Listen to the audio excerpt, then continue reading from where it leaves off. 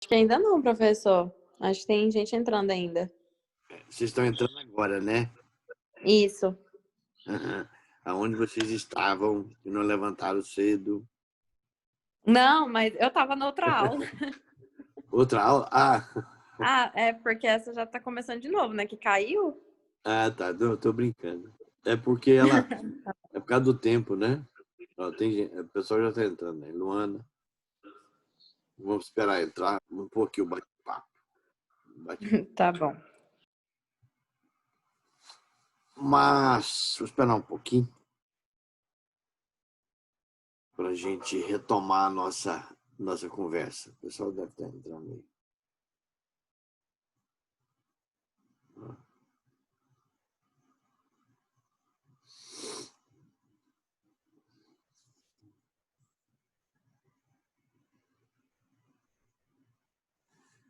Bom, deixa eu...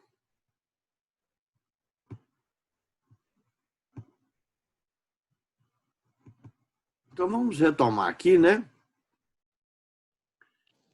A nossa charla, como diz em espanhol.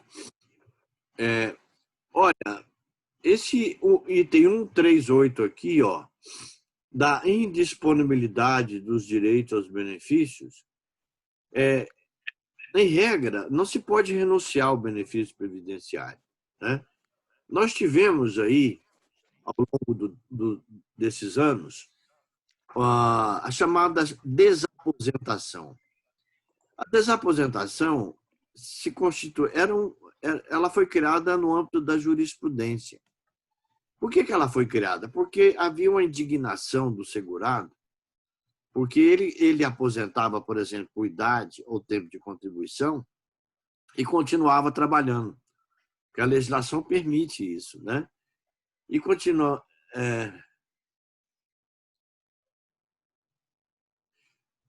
depois a gente fala aqui a sua atividade. Então, ele ficou indignado. Então, se aposentava, trabalhava 8, 10 anos e recolhendo para a Previdência, porque se você aposenta e continua trabalhando, você continua contribuindo, né? Aí os advogados começaram a questionar isso. Caramba, eu estou trabalhando há 8 anos depois de aposentado e essas contribuições, para onde elas vão? Não tem como. Não há previsão legal de aproveitá-las. Aí nasce a ideia da desaposentação. Você renuncia, isso judicialmente, porque a Previdência nunca aceitou isso, né? Renuncia judicialmente o benefício e pede outro, ou mesmo, só que aproveitando aquele período de 8, 10 anos que você contribuiu. Aí refaz o cálculo do valor da aposentadoria, melhora o valor, né? Só que o Supremo Tribunal Federal pôs um fim nessa matéria e entendeu que é inconstitucional a desaposentação, né? O acordo é bonito, vale a pena a gente ler depois, né? Eu não concordo, eu acho que ela não é inconstitucional, né? Eu tive 2 ações boas, né, que acabaram ficando prejudicadas por conta dessa decisão do Supremo. Os advogados ficaram preocupados com isso, porque muitas pessoas tinham já obtido sentença favorável com trânsito em julgado e já o benefício já atualizado, né? E ficaram com medo qual é a formatação que essa decisão do Supremo iria ter, né? Se iria mandar devolver o que recebeu, né? Mas nesse ponto não houve problema, não, né? Então, em regra, eu não posso renunciar ao benefício. Sobre ele recai descontos normais, né? Quem recebe um benefício previdenciário, imposto de renda, que é um absurdo, pensão alimentícia, né? E também empréstimos consignados, né? Tem muito aposentado aí endividado por conta dessa facilidade de obter um empréstimo consignado, porque a Previdência não atrasa, paga em dia, né? O benefício é garantido pelo Estado, né? Uma relação de ordem pública. Então, mas tem muito aposentados aí pendurado, né? Por conta de empréstimos consignados. Bom, voltando aí ao nosso slidezinho, Vamos ver aqui. Vamos lá. Eu não vou falar agora das reformas, tá? Eu vou falar da reforma na medida que a gente for abordando os temas específicos, que aí fica mais fácil, né? Eu tenho um texto muito bom sobre a reforma previdenciária. Nós vamos fazer, na medida que eu for, né, nós estamos trabalhando nos institutos, eu vou mencionando o que mudou. Nós tivemos muitas reformas previdenciárias. Não foi só essa última aqui, não, ó, a 103. Tivemos outras, importantíssima. Essa aqui foi, ó, importante, essas duas, a 20, a emenda 20 e a 41. Importantíssimas essas duas reformas aqui, né? Bom, agora eu queria ver com vocês o seguinte. Dentro do regime previdenciário, dentro da Previdência Social, então nós vemos que a Seguridade são 3 áreas, né? Previdência, Assistência e Saúde. Dentro do regime previdenciário, nós temos, dentro da Previdência Social, nós temos 3 regimes, tá? Então, dentro da Previdência, a gente tem 3 regimes previdenciários. Nós temos 3 regimes: o regime geral, o regime próprio e o regime complementar, dentro da Previdência, tá? Então, Seguridade é um conjunto integrado de 3 áreas: Previdência, Saúde e Assistência. E dentro da Previdência nós temos 3 regimes. O que esses regimes tratam?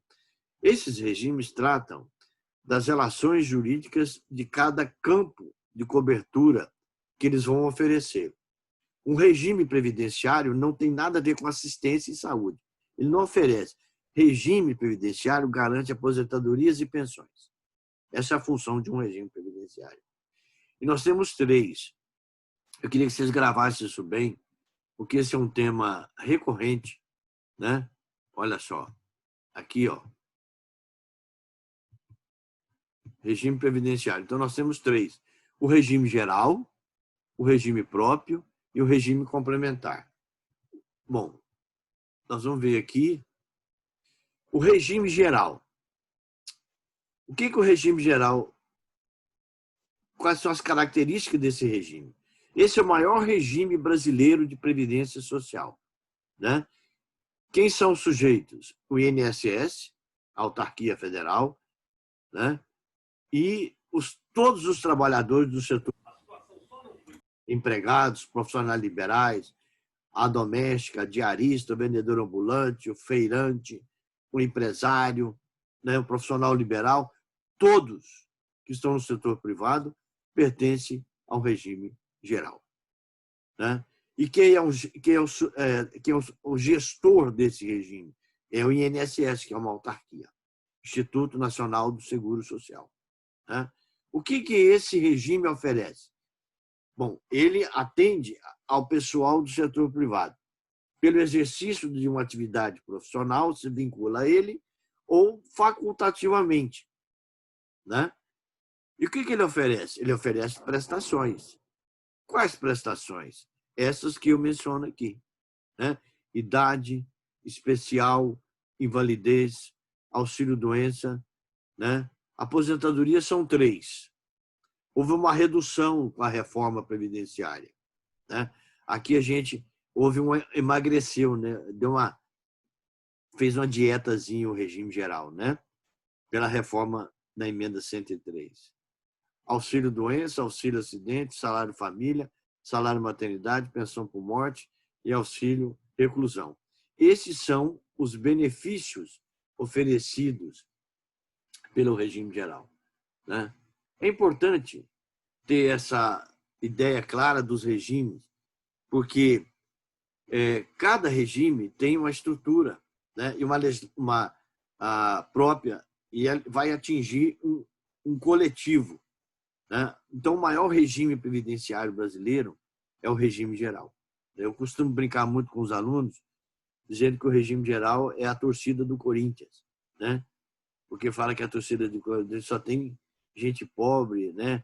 É a população, ou a do Flamengo, que é a maior torcida do país, né? Tem todo mundo, gente de todo jeito, né? O regime geral é isso. Professor, Todas as agora pessoas... agora os concursos públicos estão fazendo adesão para a Previdência. Em qual regime que enquadra os funcionários públicos desses novos concursos que está tendo? Olha, desde a Constituição de 88, nós vamos falar do regime próprio daqui a pouquinho, respondendo a sua pergunta, mas desde a Constituição de 88, o regime dos servidores estatutários, né, quem entra para as carreiras, para concurso público, né, de prova, título, é o regime estatutário, desde a Constituição de 88. Né? Antes dela, nós tínhamos uma dualidade de regime, né? E a gente não tem mais. Né? Com a Constituição de 88, quem entra no concurso público, na administração pública direta, autárquica e fundacional, o regime é estatutário. Né? Agora, as empresas estatais, né, no caso, no âmbito da União, por exemplo, Caixa Econômica, Banco do Brasil, Petrobras, aí é regime geral. Né? Então, sempre foi estatutário, o regime estatutário, né? Do regime próprio de previdência social. Tá? Ficou claro até aí, gente, o que é o regime geral? É o maior regime brasileiro de previdência. Né? Tem como gestor uma autarquia federal, né? Instituto Nacional do Seguro Social. Não é Seguridade Social, tá? Tem gente que acha que o INSS tem seguridade no meio da sigla. Não tem. É Instituto Nacional do Seguro Social. É uma autarquia federal, né? Com agências espalhadas pelo Brasil inteiro. Né? Atende mais de 30 milhões de aposentados e pensionistas. Né? É maior do que, se brincar, a população do Chile. Né? Então, é um regime enorme. É uma estrutura pesadíssima. Pesadíssima. Né? Bom, o regime geral tem aqui umas características importantes. Né? Olha só. Então, eu disse, quais os benefícios que ele oferece? Aposentadoria por idade. A reforma previdenciária alterou, né, a idade para a mulher, porque a mulher aposentava homem 65 e a mulher 60. Né? Com a alteração agora, a mulher aposenta aos 62, né, e o homem continua com 65 anos. A mulher vai contribuir 15 anos e o homem vai contribuir 20. Tá? Como que era antes? Que era 15 anos para os dois. Tá? Não tinha diferença. Né? Agora, quem é trabalhador rural, a idade é reduzida. Né? 60 anos para o homem e 55 para a mulher trabalhadora rural. Né? Então, a reforma trouxe mudanças profundas aqui.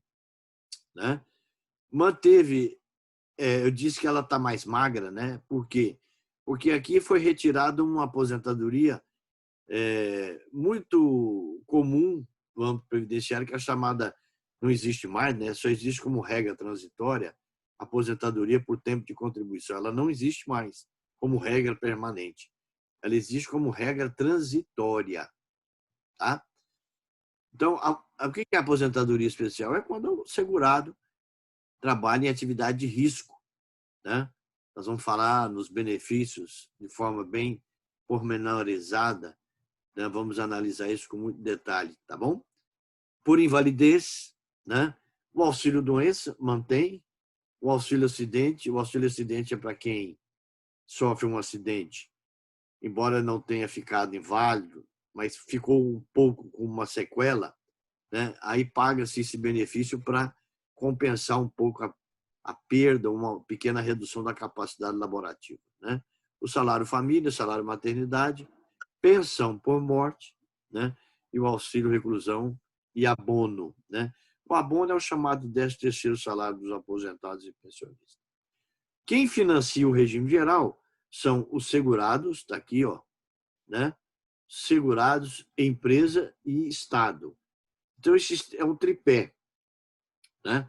O financiamento desse programa do regime geral, né, ele é baseado exatamente na contribuição dos segurados, eu como empregado, a pessoa como profissional liberal, o empresário, a diarista, a doméstica, o vendedor ambulante, né, o feirante, o trabalhador, o estivador, e vai por aí, né? Todos, né, que estão na atividade recolhem para a Previdência Social. As empresas também, né? Desculpa, elas recolhem sobre a folha de salário, sobre o faturamento ou receita bruta, o lucro, né? Agora está tendo uma discussão grande sobre essa matéria, né? Questão da desoneração da folha de salários, porque as empresas contribuem para o sistema e é um peso, né? A folha tem um peso grande, um gasto muito grande para o setor empresarial. Os benefícios são limitados ao teto mínimo e teto máximo. Tá claro até então, gente, a ideia de... Nós vamos analisar de forma pormenorizada as prestações, né? Eu só estou dando uma visão, né, dos regimes. Então, nós temos 3 regimes. O regime geral, próprio e complementar. Daqui a pouco eu vou falar do próprio. A Luciene mencionou aí a questão do próprio, né? Eu vou mencionar, vou destacar aí, né?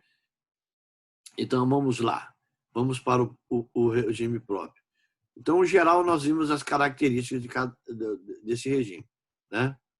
Qual que é a relação jurídica que compõe o regime geral? É de ordem pública, tá? A relação dele é com uma autarquia federal. Eu tenho que fazer prova de vida, né? Todo ano. Eu tenho que informar, né? Quando há o falecimento de um segurado, né? Tem que habilitar, se tiver dependente, né? Tentar habilitar o pensionista. Então, uma relação de ordem pública, ela não é privada, tá? O meu vínculo previdenciário, eu por exemplo, estou aposentado, né? Tem 5 anos que eu aposentei. Não parece, né? Mas aposentei por tempo de contribuição. Eu tenho 40 anos de trabalho, de carteira assinada, né? Estou com 61. Comecei a trabalhar novinho, né? Esses dias eu falei que eu já posso falar que eu estou querendo chutar o balde, né? Largar tudo e não mexer com mais nada. Que eu estou literalmente cansado. Aí eu falei, eu tenho direito de falar isso, né? Porque 40 anos, né? O europeu da minha geração, ele chega com 40 anos de trabalho aos 65 anos. Eu cheguei aos 40 anos de trabalho aos 60 anos. Né? Bom, então, vamos aqui para o regime próprio. Aí, Lucimeire, olha o regime próprio aí, ó. Você me perguntou. O regime próprio, ele é o regime dos servidores públicos estatutários. Cada ente federativo, União, Estado, município, DF, tem competência concorrente para criar um regime próprio. Então, a relação jurídica se dá com a administração pública, como servidor estatutário, né? Tem gente trabalhando no âmbito da administração pública que não é do regime próprio. Por exemplo, os comissionados, aqueles que são contratados para substituição temporária, né? Eles não são do regime próprio, são do regime geral. Quem é comissionado é nomeado e dispensado, né? Ad nutum, certo? Vocês estão lembrados disso. Vocês viram esse direito administrativo, né? E dentro do âmbito da administração pública não existe só servidor concursado estatutário. Existe também um corpo de gente que está ali dentro, inclusive até em excesso, né? Aqui em Goiânia, se você for aqui no município, aqui no Paço Municipal, né, na prefeitura de Goiânia, tem gente, as sessões estão lotadas. Você pode contar no dedo ali quem é servidor estatutário, a maioria é comissionado, né? Porque fazem esse jogo com a Câmara, né, para poder ter maioria. Isso é um vício, é um câncer, né, dentro da administração pública. E aumenta os gastos, né, e quem paga o pato somos nós, né? Estou dizendo que o comissionado é uma pessoa incompetente, não estou falando isso, né? Estou falando que esse é um instrumento ruim, né? Precisa do comissionado? Alguns cargos, sim, né? Assessor direto, uma secretaria, né? Um cargo importante, às vezes você, né? Precisa de pessoas de confiança próximas a você. Aí você nomeia como cargo comissionado. Isso é muito comum, né? Mas não lotar a administração pública de cargo comissionado. Então, os comissionados pertencem ao regime geral. Entendeu, Luciene? Eu não sei se a Luciene está aí. Hein, Luciene? Tô, Você entendeu? entendi. É Beleza. porque eu estava vendo os novos concursos falando sempre de essa alteração de regime para os concursados, sabe? Por isso que eu fiquei sem saber como que o governo estava modificando isso. Uhum.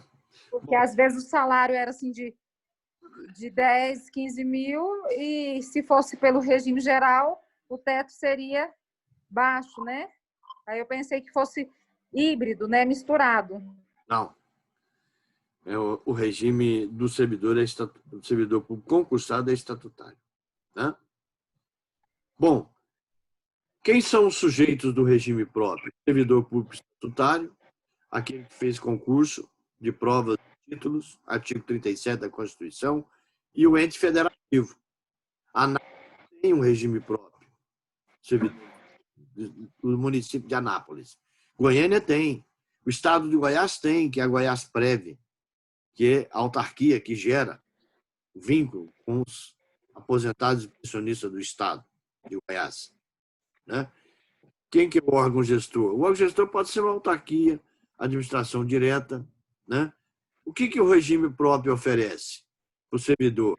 Aí eu vou lá no artigo 40 da Constituição Federal. Eu vou oferecer aposentadoria por idade, invalidez permanente, compulsória aos 70 ou 75 anos, voluntariamente aos 65 anos de idade, se homem, né, e se mulher, com 25 anos de contribuição. Então, em regra, esses são os benefícios previdenciários oferecidos aos servidores públicos estatutários. Tá?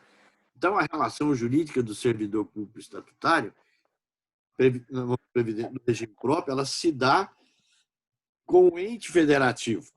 Né?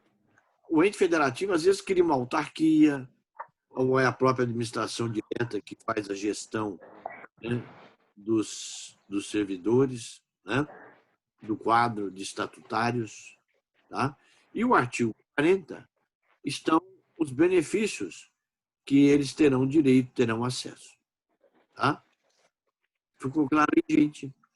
Se eu tiver, por exemplo, um advogado, se a Fernanda, né, for procurada lá no escritório dela, né, e a pessoa disser que é servidor público, a Fernanda, na hora, vai ligar. Bom, ele não é do regime geral. Ele é servidor público do município de Anápolis. Bom, o que ele está tendo aí? Né? Ele está tendo algum conflito de interesses, né? Direito dele está sendo resistido no âmbito da administração municipal, que não quer reconhecer. E ele está querendo, então, judicializar essa matéria. Ele quer judicializar essa matéria. Aí a Fernanda vai olhar o quê? Vai olhar o artigo 40 da Constituição Federal, vai olhar a lei municipal que criou o regime próprio de previdência dos servidores, e a ação, se ela for mover, ela vai ser proposta no âmbito de uma vara pública municipal, né? Porque a relação jurídica e o sujeito, o polo passivo dessa relação processual, que vai figurar lá, é um ente federativo. Né? Se for uma autarquia, a autarquia pode figurar no polo passivo. Se não for uma autarquia, que a autarquia é criada por lei, né? Lei municipal. Se for a gestão do regime, se ela está sendo realizada por uma secretaria da administração, de pessoal, por exemplo, do município, aí quem vai figurar no polo passivo é o município, porque a secretaria não tem legitimidade para figurar no polo passivo dessa relação processual. Certo, gente? Aqui eu entrei em processo, hein? Aqui eu entrei na parte processual para vocês pescarem o negócio. Dúvida, gente? E pessoal? Posso prosseguir? Vocês estão me assistindo aí? Estão calados? Hein? Hein, pessoal? Sim, professor, estamos aqui. Estamos aqui, professor, tá ok. Pode prosseguir. Tá. Estão entendendo o que eu estou falando? Ou está confuso? Hein? Está dando para entender? Hein, pessoal? Eu estou entendendo, Então, professor. tá bom. Eu chamo a atenção para vocês da... Veja bem, os dois Senhor, que a gente... Pode falar. eu estou com uma dúvida. Fala. O senhor está falando sobre os servidores estatutários do município. A mesma regra serve para os servidores estatutários do DF? Mesma regra. A legislação constitucional, a parte, o artigo 40 é o tronco da relação jurídica estatutária previdenciária, né, do servidor. E como os entes federativos têm competência de criar os seus regimes, eles vão criar, né? Vão criar os seus regimes, mas eles não podem criar o regime saindo da orientação básica do artigo 40 da Constituição. Tá? Vão criar alguma especificidade, né? Vão falar de carreiras, como são as carreiras. Né? As carreiras no DF são diferentes das carreiras aqui no estado de Goiás. As carreiras no município de Anápolis podem ser diferentes daqui do estado. Lógico, dentro da especificidade de realidade daquela administração local. No entanto, na parte previdenciária, eles não podem inventar. Né? Até porque não... Agora, tem um detalhe importante. A sua pergunta é ótima. A reforma, a emenda 103, é a primeira vez que eu vejo uma reforma previdenciária ser realizada da maneira como essa foi feita. O que ela fez? Ela fez a reforma previdenciária no âmbito do regime geral, que a gente acabou de ver, né?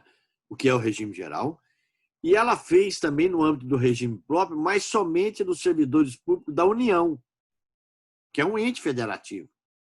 Só a União. E deixou para os estados e municípios, DF, né, aderirem ou não, né, à reforma. Então está aí.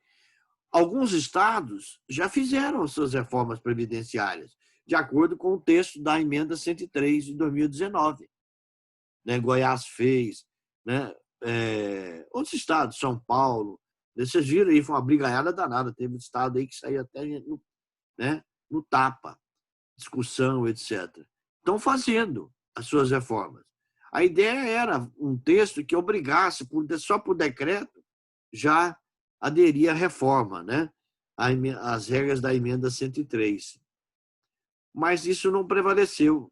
Então, os estados e municípios ficaram de fazer as adequações, né, para aderirem às mudanças que a reforma trouxe, né, no âmbito da relação jurídica, né, previdenciária dos servidores estatutários.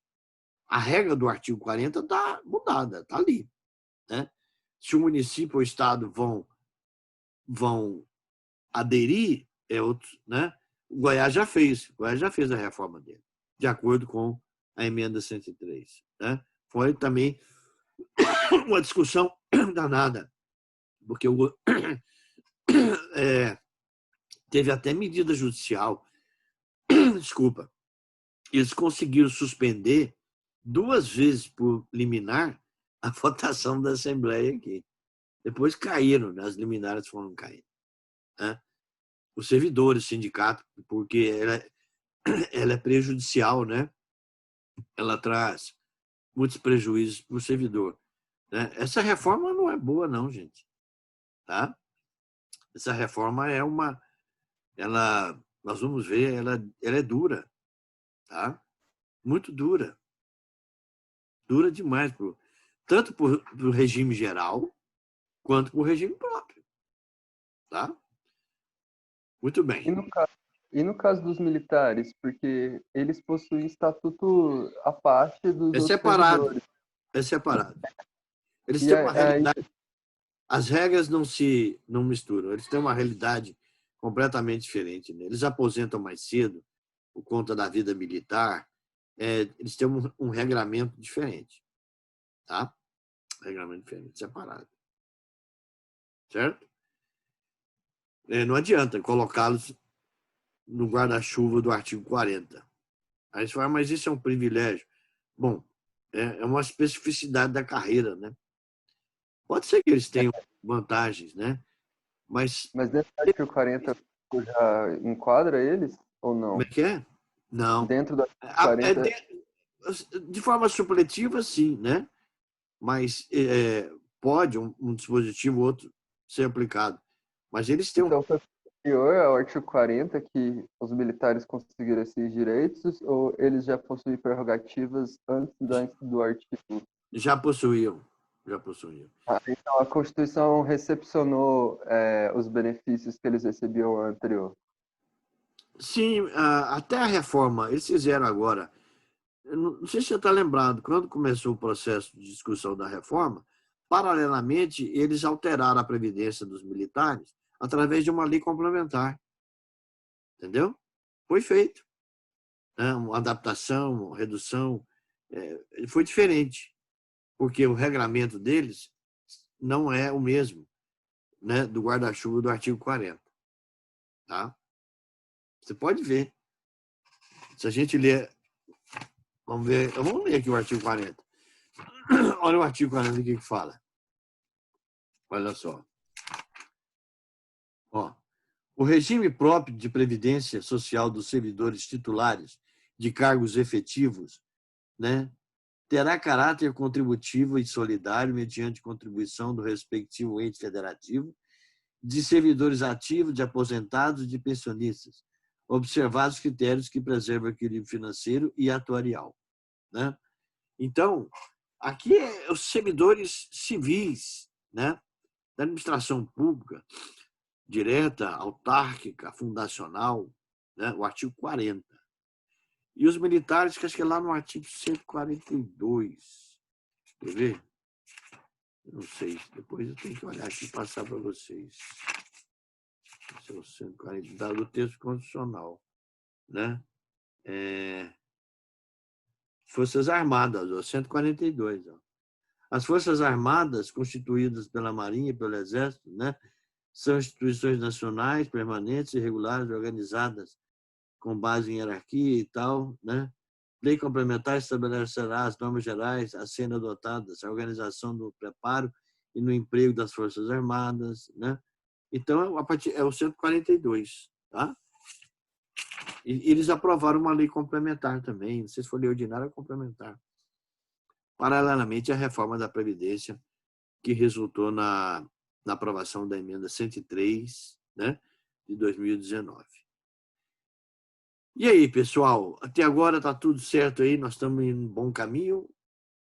Vocês estão compreendendo tudo que a gente está falando? Hein? Hein, gente? Estão participando? Estão, né? Bom, antes que feche aí o nosso esqueminha, não sei se ainda vamos dar mais uma esticadinha, eu queria parar aqui um pouquinho e dizer o seguinte, eu vou fazer a atividade dessa semana, vou comunicar ao Gustavo, né? Indicar direitinho para fazer lá no AVA. Talvez a gente faça uma avaliaçãozinha, responda as questões lá na própria AVA mesmo, no questionário. Eu vou, questões de múltipla escolha, tá? E vou somar com a atividade da semana passada, da retrasada, né? Eu vou aumentar um pouquinho o valor dessa atividade dessa semana, porque para compensar o que a gente não teve na semana passada, né? Para a gente logo atingir aquela pontuação de 50% para somar com a prova da primeira avaliação, segundo, né? Nós vamos ter, está lá no nosso plano de curso. Combinado? Tem uma perguntinha aí sobre isso, né, da Luana Faustino. É a Luana? É. Ela que está perguntando. Não é isso? Cadê a Luana? Hein? Tempo de reunião restante. Nós só temos 4 minutinhos aqui. Então, eu vou ver se eu aumento esse tempo nosso de aula. Estou achando que está curto. Precisa de mais uns 20 minutos para a gente dar uma acelerada boa, né? Na parte de conteúdo. Mas eu acho que tem rendido bastante, né? Eu só queria fechar aqui rapidinho. Veja bem, nós falamos do regime próprio, né? Do regime próprio. E o financiamento do regime próprio está previsto no artigo 149, parágrafo 1º da Constituição. O teto mínimo e máximo, né? O artigo 37, inciso 6º, 11º. Cada ente federativo pode criar o seu regime próprio, segundo o artigo 24, inciso 12º da Constituição Federal, né? Então, gente, o regime próprio ele é mantido por contribuição do servidor estatutário e pelo ente federativo, tá? Os dois contribuem legalmente, a contribuição é feita pelos dois, né? É o que prevê o artigo 149 é que fala da contribuição, né, do servidor público lá estatutário, tá? O que mais que eu queria destacar? Ah, sim, sobre o teto. Hoje não existe aquele teto, né, subsídio do ministro. Hoje, quem ingressa no serviço público, né, como estatutário, vai aposentar pelo teto do regime geral. É a regra que a emenda, né, geral trouxe, a emenda 103. Não existe mais aposentadoria com base no seu último vencimento. Agora você tem que contribuir para uma previdência complementar, né? Então, se você é do Ministério Público, se é da magistratura, se é auditor fiscal, tem, né, a aposentadoria assegurada. Alguns funcionários, alguns servidores da área militar tiveram um pouco essa questão ficou diferenciada. Nós vamos comentar isso, né? Até vou destacar isso depois, que eles tiveram algumas regras, alguns privilégios, né, em relação ao valor da aposentadoria, tá? Para os demais, e também o tempo, né, o tempo reduzido. A regra é que está no artigo 40, né, o requisito 62 anos mulher, 65 anos homem, e não tem, né, valor do último vencimento, é o valor do teto do regime geral, R$ 6.106, né? Esse é o valor. Certo, gente? Para terminar, eu vou falar mais um pouquinho depois sobre o regime próprio, lembrando que o último regime ali é o regime complementar. Então, nós temos 3 regimes: geral, próprio e complementar, né? Os 2 primeiros são públicos e o complementar é de ordem privada. Aí, no próximo encontro, eu vou explicar direitinho as características do regime complementar. Ainda vou falar um pouquinho ainda do regime próprio para dar mais um esclarecimento, tá? Certo, gente? Compreendido? Nosso tempo está acabando, só temos 1 minutinho de prosa. Alguma dúvida? Por favor, alguém se manifeste aí. Está gravando aqui, vou deixar lá disponível toda a aula também, tá? A aula de hoje foi boa. Acho que rendeu, vocês perguntaram bastante. O Gustavo apareceu aí. Você estava aí, Gustavo? Sem dúvidas. Ó, não tenha dúvidas. Então, sem dúvida, né? Certo, Fernanda Braga, nossa futura advogada, previdenciarista. Hein? Certo, Luciene?